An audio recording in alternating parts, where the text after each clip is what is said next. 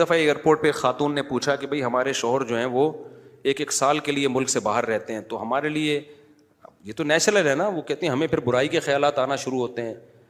تو انہوں نے کچھ سوال پوچھے، وہ حیا کے خلاف ہیں، میں اس کو نہیں یہاں ڈسکس کر سکتا. میں نے ان سے کہا میاں کے علاوہ آپ کے پاس کوئی راستہ نہیں ہے اپنی خواہش پوری کرنے کا. تو وہ کہنے لگے پھر ہم کیا کریں، میاں بھی مجبور ہے. وہ کہہ رہے میں کیسے، اور اپنے ساتھ رکھ نہیں سکتا میاں، کیونکہ جو ہے وہ اس کے پاس اتنی تنخواہ نہیں ہے کہ بیوی کو رکھ سکے. تو چند کیس ایسے ہوتے ہیں. اصولی طور پر تو میاں کو چاہیے اللہ پہ توکل کرے، غریب بھی ہے نا اپنے ساتھ اپنی بیوی کو رکھے. کوئی بات نہیں، میاں بیوی دونوں روکھی سوکھی مل کے کھا لیں گے، کم پہ گزارا کر لیں گے. جو بیویوں کو چھوڑ کے ایک سال دو سال کے لیے باہر جاتے ہیں، یہ شریعت میں بالکل پسندیدہ نہیں ہے. اللہ نے بیوی کو صاحبہ کہا ہے، ساتھ رہنے والی. مجھے وزیر آباد میں 1 مہینہ رہنا تھا، یہ بات ہوگی 2006 یا 2007 کی. انہوں نے کہا کہ 1 مہینہ آپ نے یہاں اسٹے کرنا ہے. بیانات کے سلسلے میں نا مسجد 1 مہینے کے لیے میرے حوالے کی تھی. تو میں نے کہا بھائی میں تو بیگم کے بغیر 1 مہینہ نہیں رہ سکتا، بچے بھی تھے میرے. تو میں نے کہا 1 مہینہ میں نہیں رہ سکتا، مجھے بیگم بچے چاہیے، ان کا بھی ٹکٹ دو تو میں یہاں رہوں گا ورنہ نہیں رہوں گا. تو انہوں نے پھر بیگم بچوں کا بھی ٹکٹ دیا. گھر والوں کے ساتھ رہ لیتے ہیں آدمی تمیز سے، ورنہ بیگم کے بغیر ہمارے لیے تو بڑا مشکل ہے اتنا لمبا عرصہ رہنا. مجبوری میں رہنا پڑتا ہے تو ایک الگ بات ہے، لیکن ہے مشکل کام. چاہے کتنے بھی آدمی کے میاں بیوی میں جھگڑے ہو نا، نہیں رہ سکتا بھائی. تو 1 سال کے لیے پتہ نہیں کیسے رہ لیتے ہیں لوگ بیگم کے بغیر. ٹھیک ہے ان کی مجبوری ہوتی ہے، میں مانتا ہوں، لیکن اس میں کوشش کرو اللہ پہ توکل کرو. بیگم روکھی سوکھی کھا لیں گے، لیکن اللہ میاں نے بیگم کو صاحبہ کہا ہے قرآن میں. صاحبہ کا مطلب ساتھ رہنے والی. صاحبہ کا کیا مطلب ہے؟ ساتھ رہنے والی. تو اس کا مطلب جب شادی ہو گئی تو وہ پھل ترو کی طرح تمہارے ساتھ چپک گئی ہے. پھول ترو کی طرح اس لیے کہہ رہا ہوں کہ لوگ پسند نہیں کرتے، لیکن اللہ نے اس کو آپ کے ساتھ کیا کر دیا ہے، چپکا. اب جہاں جاؤ گے بیگم صاحبہ ساتھ ہوں گی. آپ شارٹ ٹائم کے لیے جانا ایک الگ بات ہے، لانگ ٹائم کے لیے جانا ہے تو بیگم آپ کے ساتھ اللہ نے بولو چپکا دیے. وہ خود بھی گناہ سے بچے گی، تم بھی گناہ سے بچو گے. تو اس لیے یہ طریقہ ٹھیک نہیں ہے سال کے لیے میاں بیوی کا دور رہنا.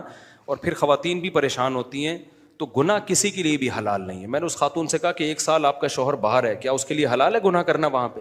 جب اس کے لیے حلال نہیں ہے تو آپ کے لیے بھی حلال نہیں. تو اللہ میاں نے صرف یہی رکھا ہے کہ ایک دوسرے کی خواہش پوری کر سکتے ہیں میاں بیوی، اس کے علاوہ ان کے پاس کوئی آپشن نہیں ہے. تو اب پھر بھی نہیں آ رہا میاں، تو میں نے ان خاتون کو یہ کہا کہ اپنے آپ کو بزی رکھیں. آپ کیا کر رکھیں بھائی؟ کوئی پازیٹیو ایکٹیویٹیز میں اپنے آپ کو کھپا دیں. ایسی موویز تو ویسے بھی ٹھیک نہیں ہے دیکھنا، خاص طور پہ فحش موویز دیکھنا اور ٹک ٹاک پہ صبح و شام بے حیائی. تو جب یہ انسان کی عادت ہے، جب وہ اپنے آپ کو کسی پازیٹیو کام میں لگا دیتا ہے نا، تو چند دن پھر یہ جھٹکے لگیں گے، اس کے بعد انسان نارمل. کئی لوگ ہیں جو 1 سال گھر سے باہر رہتے ہیں مجبوری میں، بیویاں بھی رہتی ہیں، وہ گناہ نہیں کرتے. وجہ کیا ہے کہ وہ سوچتے ہی نہیں نا اس بارے میں، وہ اپنے آپ کو بزی رکھتے ہیں، مصروف رکھتے ہیں. تبلیغی جماعت میں سال کے لیے لوگ جاتے ہیں، میں تو اس کو صحیح نہیں سمجھتا بیگم کو، جوان بیوی کو چھوڑ کر جاؤ آپ. لیکن بہرحال جو جاتے ہیں تو وہ گناہ تھوڑی کرتے ہیں، بچے رہتے ہیں، کیونکہ وہ ایک خاص ترتیب میں اپنے آپ کو جوڑ چکے ہوتے ہیں. بہرحال یہ نہیں ہے اس کو. تبلیغی جماعت میں سال کے لیے جا رہے ہو، اگر شادی شدہ ہو بیگم کو بھی لے کے جاؤ ساتھ میں. ہم تو یہی کہتے ہیں تبلیغ والوں سے بھی، بھائی اگر سال کے لیے جا رہے ہو نا، تو یہ زمانہ بہت خطرناک زمانہ ہے. حضرت عمر نے جہاد میں نہیں چھوڑا تھا، تو یا اس کے لیے جو ہے وہ ایجڈ ہو گئی ہے، بوڑھی ہو گئی ہے، ایک الگ بات ہے. لیکن آج کل بہت مسائل کھڑے ہونے کا خطرہ ہوتا ہے. لوگ کہتے ہیں نہیں فلاں سال کے لیے گیا کوئی مسئلہ نہیں ہوا. بھائی مسئلہ ہونے پر حکم کا مدار نہیں ہے، فتنے پر حکم کا مدار ہے، خوف پر. بے پردگی جب ہوتی ہے تو لازمی زنا نہیں ہوتا، لیکن زنا کا خطرہ ہوتا ہے. تو خطرے کی بیس پہ شریعت نے عورت کو پردے کا حکم دیا ہے. سمجھ رہے ہو؟ تو آپ اپنی بیگم کو 1 سال کے لیے، جوان بیوی ہے، اس کو چھوڑ کے چلے گئے تو ضروری نہیں کہ وہ برائی میں لگے، لیکن برائی کا خطرہ ہے نا. تو خطروں کی بیس پہ حکام دیے ہیں شریعت نے. برائی کا یقین ہو پھر تو بالکل ہی حرام ہے. تو خطرے کی بیس ہے، خطرہ اس بات کا. اس لیے اتنا لمبا بیگم کو چھوڑ کے جانا ٹھیک. اور میں آپ سے بتاتا ہوں، دیکھو جس کو بیوی کے حقوق دینے ہو نا، اپنی بیٹی کو سامنے رکھ کے سوچ لے. آپ یہ چاہتے ہو کہ آپ کی بچی کی شادی ہو اور داماد اس کو 1 سال کے لیے چھوڑ کے چلا جائے، تو آپ اپنی بیٹی کے لیے پسند کرو گے اس بات کو؟ تو جو اپنے کے لیے پسند نہیں کر رہے، دوسروں کی بیٹیوں کے لیے کیوں پسند کر رہے ہو اس بات کو؟ بھائی یہ تو غلط ہے نا. تو اس لیے یہ اچھے لوگوں کی علامت نہیں ہے. ہاں تبلیغ میں اللہ کے لیے قربانی دے رہے ہوتے ہیں، لیکن بیگم کو بھی لے جاؤ یار. سمجھتے ہو گیا نہیں سمجھتے؟ یا پھر شادی کے بغیر پہلے سال لگا لو, شادی کی ہے تو پھر بیگم کو ساتھ لے کے جاؤ.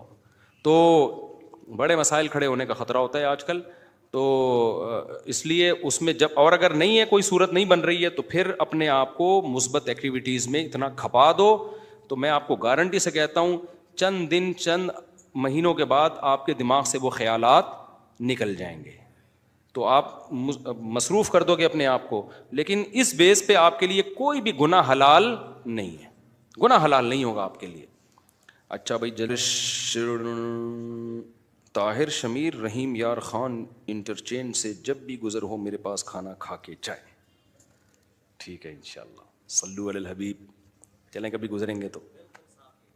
لیکن وہی ہے, کسی سے ملاقات نہیں کروانی, سیدھا کھانا رکھ دینا ہے, اصرار نہیں کرنا, ہماری مرضی, کھانا کھائیں نہیں کھائیں, نکل لیے پھر ٹھیک ہے. ایسی دعوت ہمیں بہت اچھی لگتی ہے. دیکھو مجھے وہ مہمان اچھا لگتا ہے جو بے تکلف ہو. آپ سمجھتے ہو نا میری اس پوری تقریر سے کہ میں لوگوں سے ملنا نہیں چاہتا, ایسا نہیں ہے. بے تکلف آدمی مجھے پسند ہے. میرے پاس 3 دن بھی لوگ ٹھہر کے جاتے ہیں جو میرے رشتے دار نہیں ہیں, لیکن یہ وہ لوگ ہیں. کیسے لوگ ہیں؟ ابھی پشاور سے میرے پرانے دوست آئے ملنے کے لیے, آئے, میں نے کہا السلام علیکم, کیا حال ہے, سب سیٹ چل رہا ہے, الحمد للہ. اس کے بعد پتہ نہیں میں بھول گیا, وہ خود ہی جا کے کھانا کھا رہے ہیں. میں تو مصروف آدمی ہوں بھائی, خود ہی کھانا کھا رہے ہیں, لیکن برا نہیں محسوس کر رہے. پھر جب مجھے ٹائم ملتا ان کو بلا لیتا, آ جاؤ یار بیٹھتے ہیں, جا بھائی چائے بنا کے لاؤ, بھائی ان کو بھی پلاؤ مجھے بھی پلاؤ. پھر کھانے کے ٹائم پہ مجھے یاد آیا, ارے وہ آئے ہوئے ہیں. میں نے کہا آپ بھی آ جاؤ کھانا کھا لو. انہوں نے کھانا کھا لیا, صحیح ہے نا. پھر بھول گیا میں, کہاں گئے پتہ نہیں کہاں گئے. پھر اگلے دن مجھے یاد آیا, اڑے بندہ آیا ہوا ہے بھائی, لیکن وہ ناراض نہیں ہو رہا. پھر میں آیا, جب میں فارغ ہوا میں نے کہا آ جاؤ یار, میں نے فلاں جگہ جانا ہے بیان کے لیے, آپ بھی میرے ساتھ ہی گاڑی میں آ جاؤ. اپنے ساتھ گاڑی میں بٹھایا, لے گئے ان کو, بیان کیا, گھمائے, پھر آیا اپنے ساتھ ہی واپس لے. پھر بھول گیا میں, پتہ نہیں بندہ گیا کہاں پہ. تو وہ ناراض نہیں ہوئے. 3 دن اسی طرح ہم نے ہنسی خوشی گزارے. اس کے بعد وہ نکل لیے. انہوں نے کہا میں پشاور پہنچ چکا ہوں. میں نے کہا یار کوئی میری طرف سے کوتاہی ہو گئی, معاف کر دینا. کہہ رہے کہنا تو یہ چاہیے تھا, بدتمیزی کی انتہا کر دیا آپ نے. لیکن وہ خوش تھا. تو ایسے بندے 100 دفعہ ہیں. میں نے تو ایک کمرہ اسپیشل مہمانوں کے لیے بنایا ہوا ہے, واش روم کے ساتھ, کہ مہمان آئیں اسٹے کریں یہاں پہ. لیکن وہ مہمان جو تکلف والا نہ ہو کہ جی پوچھا نہیں مجھے ناشتے میں مفتی صاحب نے, بھائی ہماری بہت ٹینشن ہے, ابھی تجھے پوچھیں گے تو ہم تو گھر والوں کو کون پوچھے گا. ہاں کوئی بہت میرے ٹیچر آ جائے نا, استاذ آ جائے, معزز مہمان, کوئی بہت ہی اپر لیول کا, میرے ٹیچر آ جائیں, میرا چاچو آ جائے, وہ چاچو تو میرے بیچارے انتقال ہو گیا, میرے ماموں آ جائیں, تو ان کے ساتھ یہ سلوک نہیں ہوگا.